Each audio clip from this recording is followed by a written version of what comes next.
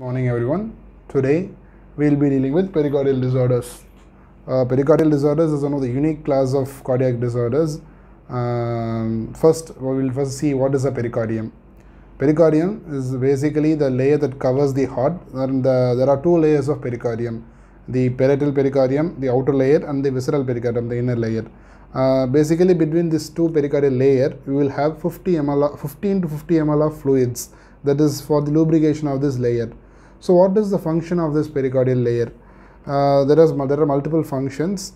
First, it will prevent the spread of infection from lung or a pleura into the heart parenchyma.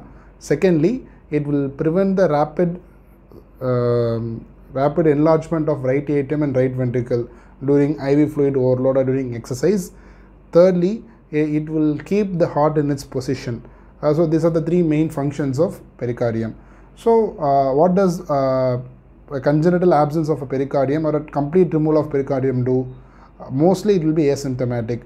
However, if the defect in the pericardial layer is partial, there is a chance of herniation of atrium or the great vessels into it, and which can be life-threatening.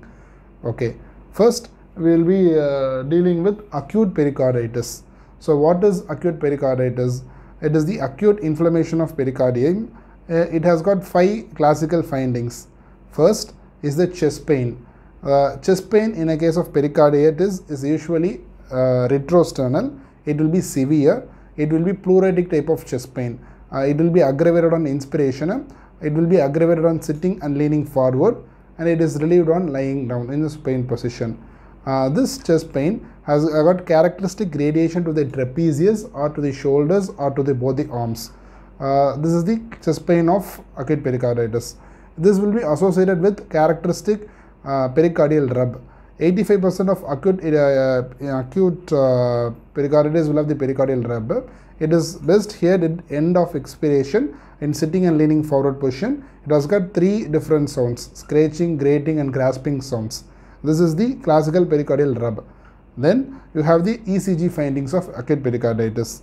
They are basically classified into 4 stages: stage 1, stage 2, stage 3, and stage 4. In stage 1, there is a concave ST upwards. Normally, in acute myocardial infarction, the uptake will be convex. So this is the kind of uptake you have in an acute MI. In pericarditis, it will be more like a convex. You can see the flat dooming, and here it's a convex, smiling upward ST segments. And this is more commonly seen in stage 1 of acute inflammatory pericarditis. In the stage 2, this the ST segment returns to the normal, but the T wave is also normal in stage 2. In stage 3, the T waves start to begin to go inverted, and in stage 4, the ECG returns back to normal. It is important to differentiate an ECG of an acute pericarditis from an ECG of acute myocardial infarction. How? First, there will be Q wave formation in an acute myocardial infarction that will be absent in acute pericarditis. Secondly, the T invasions will be present simultaneously along with the ST changes. That will be absent. The T inversions only occur after a period of time in the case of acute pericarditis. Thirdly, the reciprocal changes will be in the opposite leads in case of an acute MI. For example, an antival MI can have its reciprocal changes into 3 AVF. Those kind of changes will not be seen in acute pericarditis. Lastly, the PR depression can also be seen in an acute pericarditis. That is because of the atrial involvement. The PR segment is less than the TP segment, which indicates an atrial involvement. Now, 4th point is the presence of a pericardial effusion. Acute pericarditis sometimes can result in the accumulation of increased amount of fluid within the pericardial space. This is called as pericardial effusion. So why is this pericardial effusion so important? Because a rapidly developing pericardial effusion can develop into a complication known as the cardiac tamponade. How do you find out a pericardial effusion? The ECGs may show low voltage complex. The chest X-ray may show enlarged water bottle configuration of the cardiac silhouette. Clinically, on auscultation, this enlarged pericardial effusion can compress the base of the left lung. Those base of the left lung will have a localized area of decreased vocal frequencies and a patchy area of dullness. That is called as the Ewart sign. So this is the classical features of acute pericarditis. So how do you manage a case of acute pericarditis? We can manage the case of pericarditis by first we have to give NSAIDs for the pain relief, aspirin, brufen. They can be given along with the proton pump inhibitors like pantoprazole or omeprazole to prevent gastric protection. First NSAIDs. Second group of drug includes colchicine. 0.5 milligram OD if its weight is less than 60 kg, and it's 0.5 milligram BD if it's more than 60 kg. So what is the problem with colchicine is that it can cause diarrhea, it can cause renal dysfunction, it can cause liver dysfunction. I mean, in a renal or a liver dysfunction patient, this cannot be used directly. Mainly it will cause diarrhea, and it will decrease the neutrophil infiltration to the site of decrease the neutrophil infiltration to the cardiac myocytes. The other drug includes the steroids.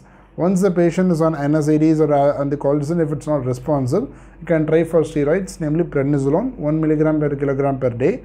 It should be given for a period of 3 to 4 days and then tapered. There is no role for anticoagulations because anticoagulation can increase the risk of cardiac tamponade and bleeding into the pericardial cavity. For a patient with the recurrent episodes of acute pericarditis, you can try other anti-inflammatories, other immunosuppressive agents can also be tried. Pericardial stripping is usually not done in a case of acute pericarditis, and it's a very rare indication.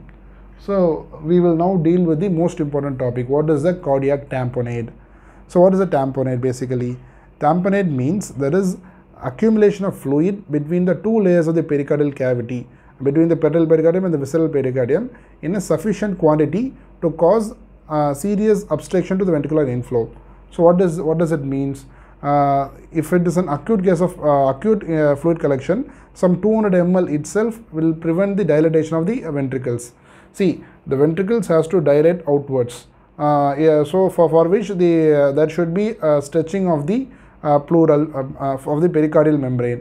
Since there is accumulation of fluid between the two layers of the pericardium, and this fluid will try to compress the right ventricle, right atrium and right ventricle, that will cause the cardiac tamponade. If it is an acute tamponade, just 200 ml can produce cardiac tamponade. If it's a chronically developing one, you can even 2 liters of fluids can be accommodated within the pericardial cavity. So how do the patients present? The classical Beck's triad. That is the hypotension, muffled heart sounds, and a raised JVP. In the JVP, there will be a prominent X descent and an absent Y descent. Muffled heart sound, raised JVP, prominent X descent, and absent Y descent. Along with this, there is another finding called as pulsus paradoxus. So what is this pulsus paradoxus? Pulsus paradoxus means an exaggerated fall. Normally there will be 10 mm of drop in blood pressure with inspiration. If this BP drop with inspiration is more than 10 mm, more than 20 mm of mercury, then we can call it as pulsus paradoxus. It is usually measured with the help of a sphygmomanometer. Why does this pulsus paradoxus occur? This is because in a cardiac tamponade, the right ventricle cannot enlarge outwards because the fluid is compressing it from all the direction. So for its diastole, it has to enlarge its cavity size, for which it will push the interventricular septum towards the left. This pushing of the interventricular septum towards the left will decrease the left ventricular outflow tract. When the left ventricular outflow tract the blood flow through the outflow tract decreases, this will cause hypotension. This hypotension is present as pulsus paradoxus. It can also be seen in constrictive pericarditis, acute exacerbation of COPD, and other conditions. Right ventricular myocardial infarction is a close mimic of a cardiac tamponade. So what are the other evidence of tamponade?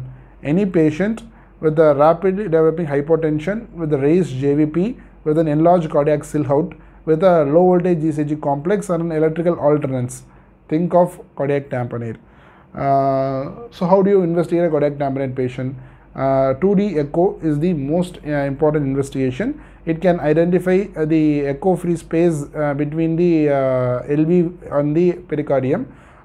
It can quantify the amount of pericardial fluid and also can identify the tamponade. And also the flows, the blood flow across the mitral and tricuspid walls will vary with in a tamponade patient.